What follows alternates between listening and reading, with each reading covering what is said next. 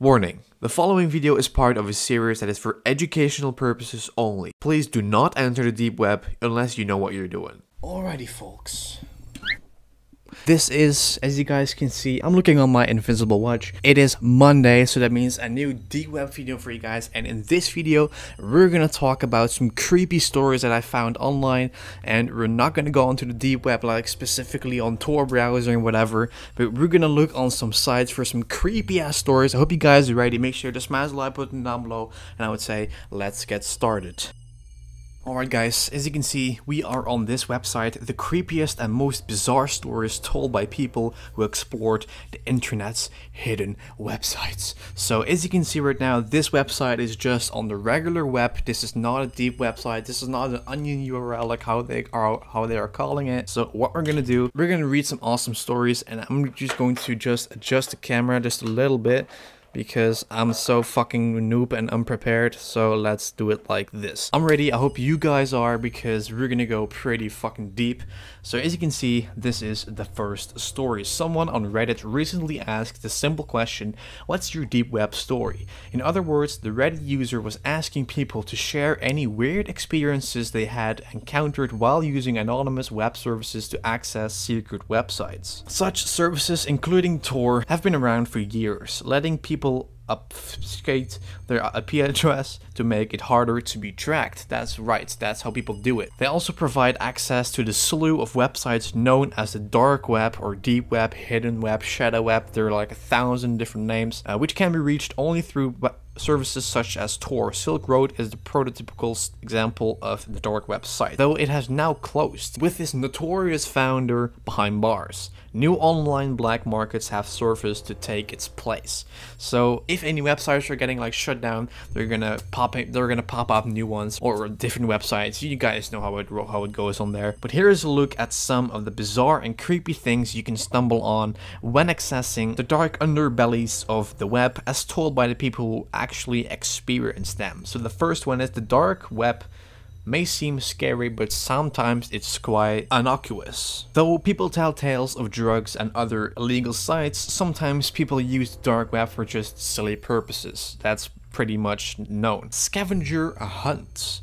One user was playing what was called an alternate reality game. This game in no love deep web had users accessing Tor to hunt for various things. This user got engrossed in the game. It ended with me driving to New York to answer a payphone at 3 AM. The next stop is, I once found a forum dedicated to sharing recordings of the automated messages that tell you the next stop on trains. People would post the recordings that they presumably have made themselves, and they would discuss them. It haunts me to this day. I have so many questions, but sometimes things can get a little creepy. Though Tor is said to hide your online identity, some people have found that not to be the case. Here are a few examples, and we have a picture of Rachel Adams. I have no idea who she is though, but those are pretty creepy things, like answering a phone at 3 AM, like a payphone, or like sharing recordings of the automated messages that tell you the next stop on trains. Like, this is pretty dark guys, but it's not over yet. We see you. A Redditor writes this creepy tale about using the internet before Google.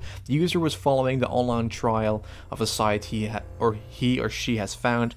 Then he or she found a document made just for the user, making it known that the Redditor was not alone. We see you, the message wrote. The whole story goes that the user came upon a random page of what seemed to be random thoughts from different people. So the Redditor decided to press further, looking through the source, compiling the IP addresses of all the comments.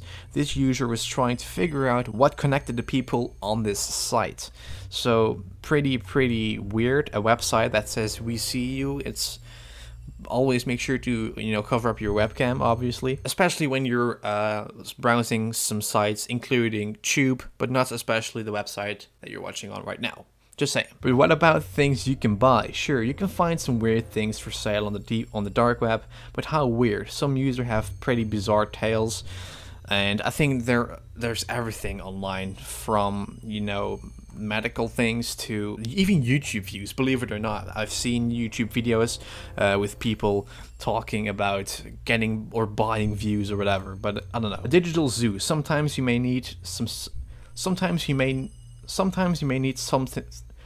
Fucking hell, dude. Sometimes you may need something specific and you have nowhere else to turn. If that's the case, watch out for a steep price tag.